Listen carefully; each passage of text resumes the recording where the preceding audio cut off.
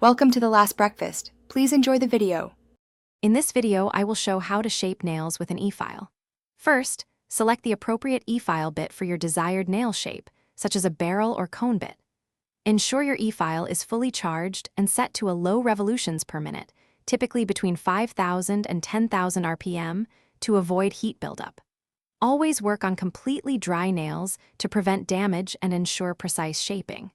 Hold the e-file parallel to the nail surface, maintaining a consistent angle for even results. For square nails, use a barrel bit to file the sidewalls perfectly straight and parallel to each other. Then, gently file the free edge straight across, ensuring crisp 90-degree corners. To achieve a coffin shape, begin by filing the sidewalls straight. Next, taper the side edges inward from the stress points towards the free edge, creating a graceful, narrowing effect. Always use a light, consistent touch to avoid overfiling and maintain nail integrity.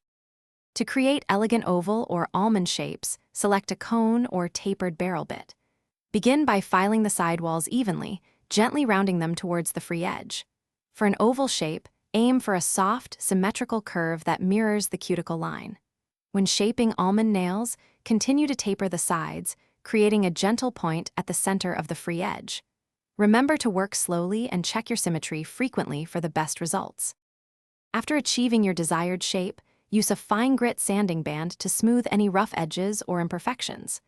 Thoroughly cleanse the nails to remove all dust, then carefully inspect your work for symmetry and smoothness. Always prioritize safety by wearing protective eyewear to shield your eyes from any flying debris. Remember to avoid applying excessive pressure, as this can generate heat and potentially damage the natural nail or product. Practice makes perfect. Thanks for watching. If this was helpful, leave a like and consider subscribing. See you next time.